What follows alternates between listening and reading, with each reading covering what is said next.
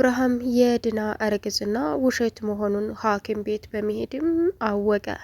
ዲና ውርደቷን ተከናነበች። ልዩ የባርኮንና የዲናን ውሸትም አጋለጠች። አሁን ላይ ለአብርሃም የእርግዝናውን ምርመራ አምጥቶም ሲያሳያቸው ለሁላቸውም ዶክተር ረብቃም አብርሃምን አንተ የማታውቀው ብዙ ሴራና ብዙ ምስጢር አለ በማለትም ለአብርሃም ነገረችው። በዚህን ሰዓት ልዩም መታ ባርኮ ምንድነው የተፈጠረው እህቴ ምን ሆንሽብኝ እያለ ሲያሽቃብጥም ምን ትሆናለች ያንተና የሷ እህትነት ሳይሆን ያንተና የሷ ውሸት ይፋ በመውጣቱ እጅግ በጣም ደስ ብሎኛል በማለትም ልዩ እንግዲህ እናትና እህቴን ካለቀካቸው አንዱም ደውለህ ካላገናኘኸኝ እውነታውን ለአብርሃም እናገራለሁ ብላ አስፈራርተው ነበር። አሁን ግን የዲና የእርግዝና ውጤት ውሸት ሲሆንም እሷ በመጨረሻም ጉር ሰራቻቸው። በዚህን ሰዓት ባርኮ አፉን ከፍቶ እንግዲህ በድንጋጤ ሁሉም እውነታ ሲወጣበት ድርቅ ብሎ ቢገኝም ልዩ ግን የምትናገረውን ነገር በሙሉ ጠንቅቃ ስለምታቅም ለአብርሃም በእርግዝና ውጤት ላይ ትልቅ ጉብዳም አሰማቸው። አርግዛ ሳይሆን ውሸቷንና እንዲሁም ሆን ብለው በአንተ ህይወት ላይ እየተጫወቱ ነው። እኔንም እናትና እህቴን አግተው እያሰቃዩኝ ላንተ ውሸት ዋሽቼ አው ቤትህን አዘርፍ ያለው እንድል አስገድደውኝ ነው። ይህን እውነታ የምታውቅበት ቀን ቅርብ እንደሚሆን ተስፋ አደርግ ነበር። በራስህ መንገድ ሆስፒታል ይዘህ ሂደህ የውሸት እርግዝና ያለች የምታልታልልህን ስላወቅ ደስ ብሎኛል በማለትም ልዩ እውነታውን አፍርጣ ተገላገለች። ሰላም ውድና የተከበራችሁ የዙዙነት ሚዲያ ቤተሰቦች እንዴት ናችሁ? ላይ ሰላማችሁ ይብዛልኝ። ለዚህ ቻናል አዲስ የሆናችሁ ሰብስክራይብ እያደረጋችሁ ቪዲዮን እስከ መጨረሻው ተከታተሉ። እንግዲህ ልዩ በመጨረሻም እውነታውን አውጥታ ለአብርሃም ተናገረች። አብርሃምም ያየው የሰማው ነገር ለሱ ትልቅ ጉብዳ ስለሆነ የሚናገረው የሚመልሰው መልስ ጠፋበት። ልዩም ይባስ ብላ በእርግዝና ውሸት ላይ እስከዛሬ ሲቆምሩ የነበሩትን የባርኮንና የዲናን እንግዲህ እውነታ አፈረጠችው። የሳቤላ አክስት ሶሎሚን አሁን ላይ ባርኮትን በገንዘብ ወይም ደግሞ ያ ቤት እንደማይሸጥ ባርኮት እንደሚፈልግ ነግራለች። እናም ደግሞ 2 ልጆች እንዳሉትና ለሚስቱ የተደበቀ ማንነት እንዳለውም ጠቅ አደረገችው። ባርኮ አንቺ ማነሽ እየተከታተልሽ ነበር ወይ ሲላትም እየተከታተልኩ አልነበረም፣ ግን ደግሞ ስላንተ በደንብ አውቃለሁ እንደሚወራልህና እንደተጋነነው አይደለህም ስትለውም እኔን ባርኮን ማን እንደሆንኩ ስለማታቂ ነው ሲላትም የዛኔ ቤት ውክልና ሙሉ በሙሉ በራስ ስም ካዞርክ በኋላ ቤቱ እንደሸጥ ስለማልፈልግ ይሄ ቤት የቤተሰቦችና የእህቴ ንብረት ነው። ስለዚህ ቤቱ እንደሸጥ ስለማልፈልግ አንተ ደግሞ ያንን ውክልና ከሞላ በኋላ ለኔ እንድትሸጥልኝ እፈልጋለሁ ቤቱን አለችው።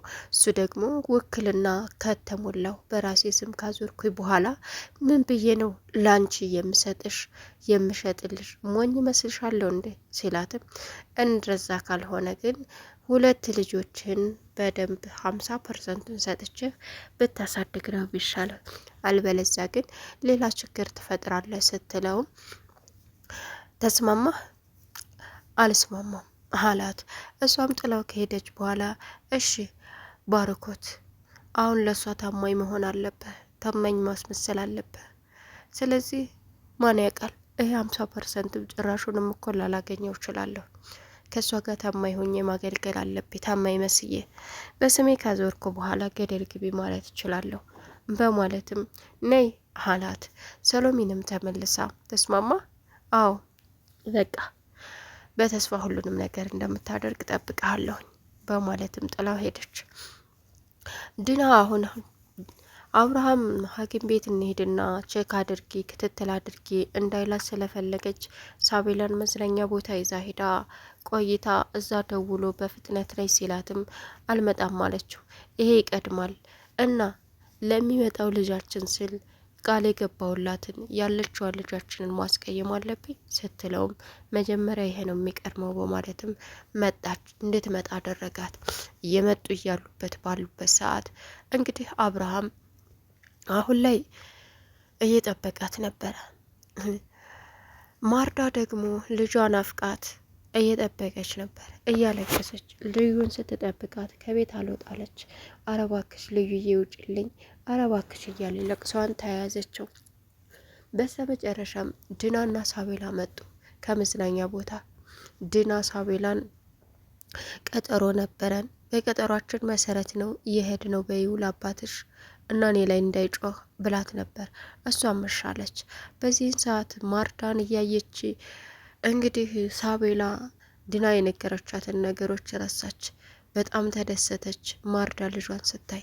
ነገር ግን በር ላይ አቁሟት ድና ሳቤላን መጠየቅ ጀመረች። ምንድን ነው የምትይው ለአባትሽ? ለአባቴማ ድና መዝናኛ ቦታ ይዘኝ ሄደች እለዋለሁ። ደነስ እንደሱ ነው እንዳያልኩሽ? የነገርኩሽን በደንብ አልሰማሽኝም? አረ ሰምቼሻለሁ። እንደሱ ሳይሆን በቀጠሯችን መሰረት ተቀጣጥረን ቀጠሮ ስለነበረን ሄጃለሁ ብለሽ ነው የምታሳመኘው፣ አልበለዛ አባትሽ ይገለኛል በማለትም ጮኸችባት። በዚህን ሰዓት እሺ ይቅርታ እያለች እያለ በጥፊ መታቻት። ደነስ እያለች ማርዳየች። ምን ልጄን እንደዚህ ነው የምታሰቃያት? ምን አይነት እናት ነኝ? ለክፉ ሴት ጥዬ ነው ልጄን የሄድኩት እያለች ልቅሷን ቀጠለችው። በዚህን ሰዓት አይ መሄድ አለብኝ፣ ልጅንማ እንደዚህ ስታረጋት ዝም ብዬ ማየት የለብኝም፣ ዝም ብዬ መመልከት አይጠበቅብኝም እያለች እንግዲህ መጮህ ጀመረች። ልትሄድ አይ ነገሩን ታበላሸዋለች፣ እረፊ፣ ራስሽን ተቆጣጠሪ አለች ማርዳ። መጨረሻ ላይ እንግዲህ ድና የውጩን በር ስቆረቆር የሚከፍትላት የለም። እንዴ ድና ምንነሽ ነው? ልጅቷ ላይ እንደዚህ ጮሁባት እኮ ለአባቷ ሂዳ ካቃጠረች ትልቅ ችግር ይፈጠራል። ስለዚህ የሐኪም ቤት ቀጠሮን የምሰርዘው እሷ ናት። አይ የኔ ልጅ ይቅርታ አስጨነኩሽ አይደለም አለቻት። አይ ተናድጄ እኮ ነው፣ ንዴቴ መቆጣጠር ስላቃተኝ ነው እያለች እንግዲህ ሳቤላ ጋር ማስመሰሏን ቀጠለች። በዚህ ግራ የተጋባችው ማርዳ አሀ እያስመሰለች ነው፣ አሁን ስጮህባት አልነበር እንዴ? ቆይ ምን አይነት ክፉ ሴት ናት አለች። በዚህን ሰዓት ልዩ በሩን ከፍታው ስትወጣ በጥፊ መታቻት ድና። ልዩዬን በጥፊ መታቻት። ምን አይነት ክፉ ሴት ናት? በቃ ልጄንም እንደዚህ ነው የምታረጋት ማለት ነው እያለች መጨነቅ ጀመረች። በዚህን ሰዓት ድናና ሳቤላ ወደ ውስጥ ሲገቡ ማርዳን አየቻት። ማርዳ ልዩዬ ልጄን እንደዚህ እያረገቻት ነው የምትኖረው፣ ለምንድን ነው የምትመታሽ? አይ ሁልጊዜም አይደለም አለቻት። ይቅርታ አድርጊልኝ፣ እያሸሽ ከሆነ በጣም እቀየምሻለሁ፣ ይቅርታ አድርጊልኝ አለች በውስጧ። ልጅሽን ልገላት የተዘጋጀች ሴት ናት ብላት ምን ይሰማሻል? ስለ አሸሽ ይቅርታ አድርጊልኝ። እሷን እንደ ልጇ ነው የምትንከባከባት፣ እኔንም ሁልጊዜ አይደለም አለች። ልጅን አሳየኝ ስትላትም እንዴት ነው ያችን ክፉ አታልሌ አስወጥች ሳቤላንና ማርዳን ማገናኛቸው ፈጣሪ ሆይ እያለች እየተጨነቀች ባለችበት ሰዓት እንግዲህ በሚገርም ሁኔታ ዲናና አብርሃም ወጡ። ልዩ ተደሰተች። ልዩ ለምንድን ነው ማታመጫት አለቻት ማርዳ። አሁኑኑ እሱን ሀሳብ ቀይሬዋለሁ፣ እቤት እንሄድ በማለትም ድናን ሳቤላንና ማርዳን አገናኘቻቸው። ባሩኮ ወደ ቤት ተመለሰ።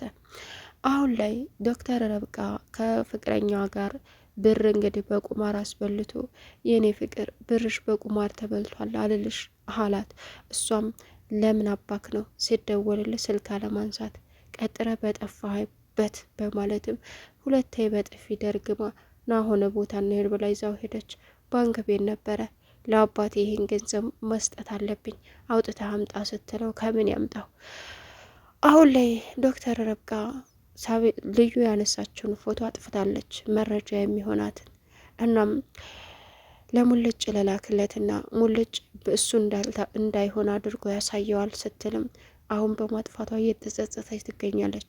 ድናና ባሩኮ ድናና አብርሃም ሆስፒታል እየሄዱ ፈጣሪ ሆይ አንተ አግዘኝ፣ አሁን የምሞትበት ጉድጓድ የምቀበርበት እየተቆፈረ ነው።